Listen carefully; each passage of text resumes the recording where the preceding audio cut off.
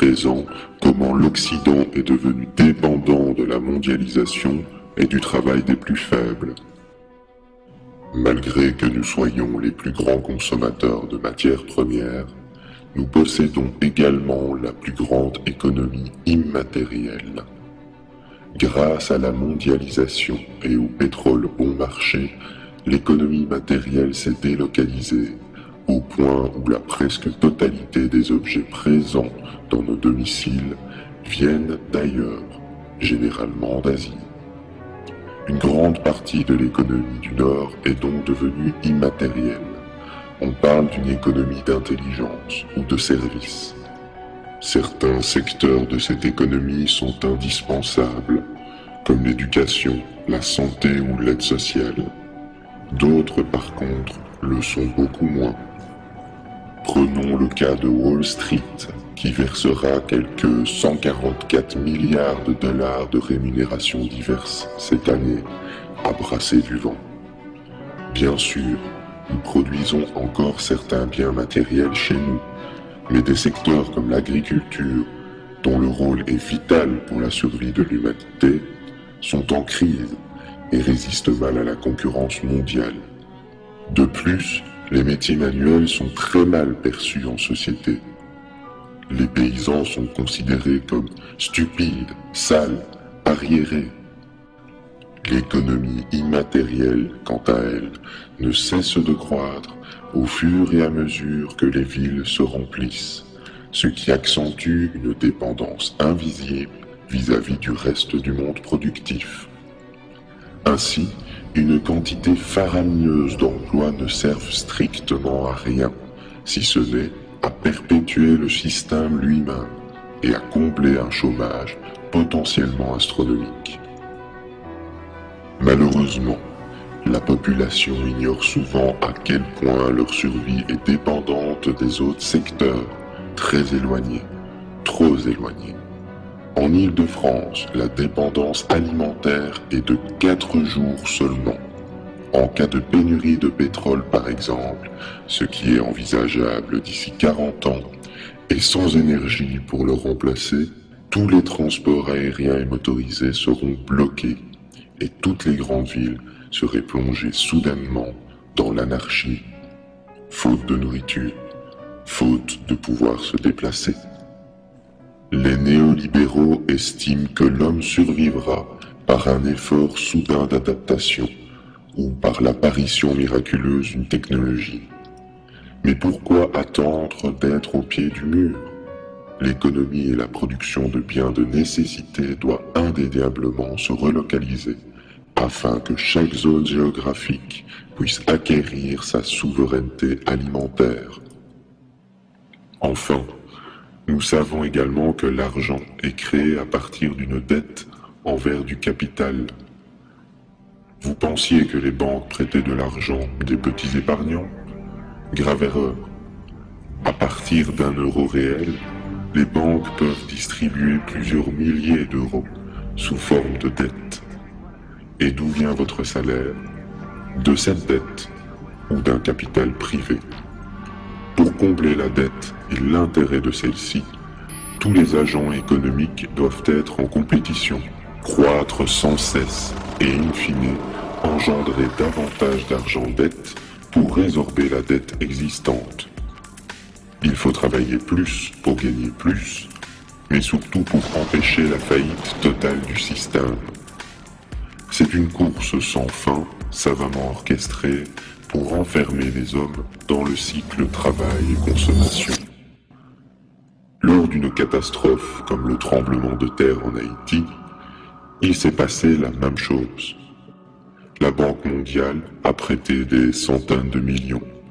Le pays s'est endetté, les entreprises étrangères se sont installées et la population locale travaille pour rembourser la dette. Le tout est possible grâce à la croissance économique ininterrompue et à la confiance des acteurs en cette croissance. Or, mathématiquement et matériellement, la croissance sans limite est impossible. Premièrement, car nous sommes dépendants de la Terre et de ses ressources.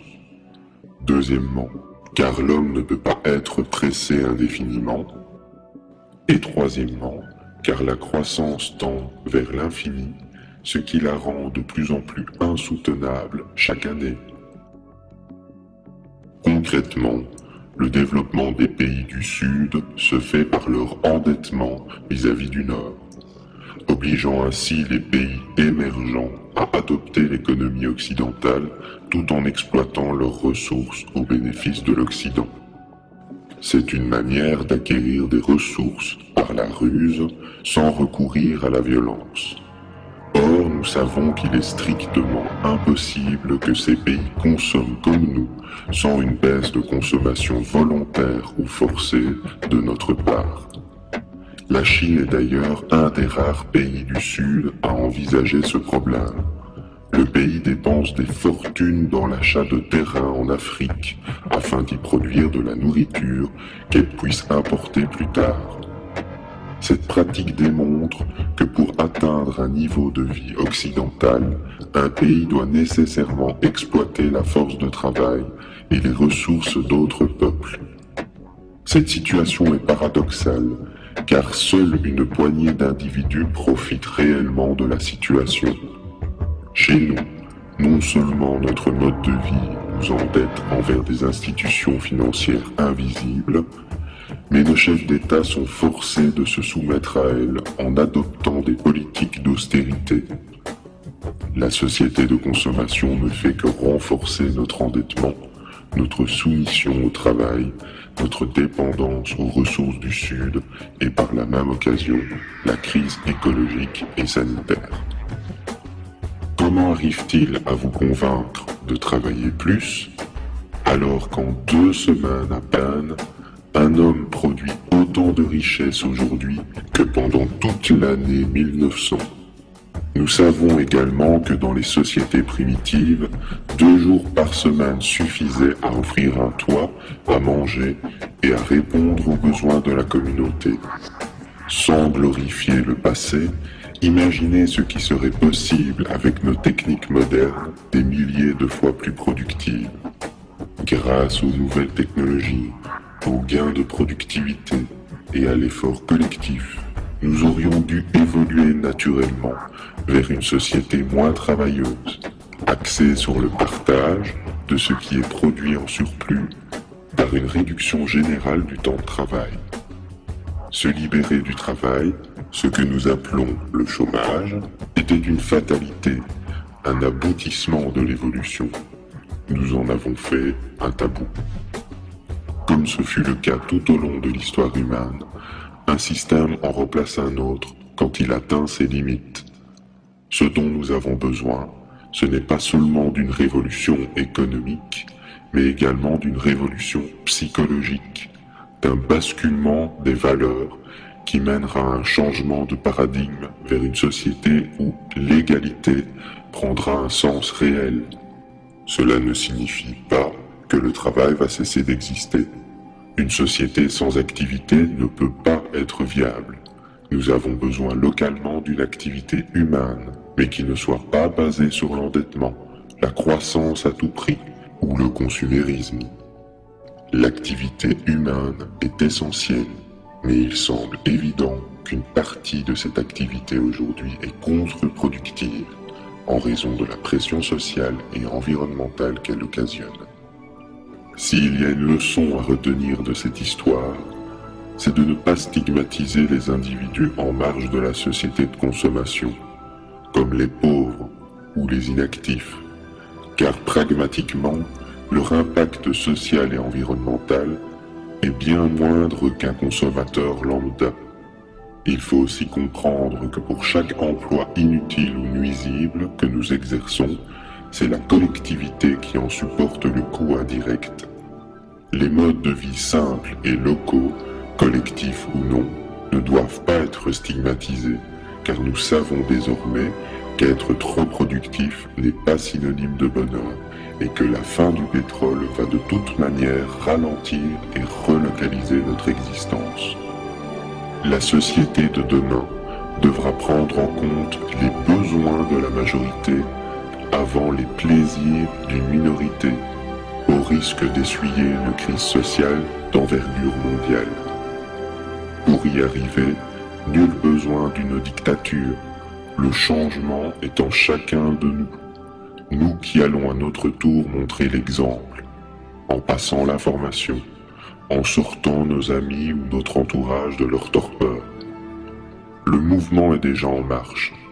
Nombre d'entre vous, dans les marges de la société, créent le changement, s'investissent dans des associations, informent leur entourage de la réalité, construisent leur autonomie, objectent la croissance, adoptent la simplicité volontaire ou favorisent la production locale des ressources. Gandhi disait, pour changer le monde, il faut se changer soi-même. Ainsi, nous ne pouvons envisager de changement sans à la fois remettre en question notre manière de penser, notre manière de consommer et notre manière de travailler. Pour un avenir serein. Merci.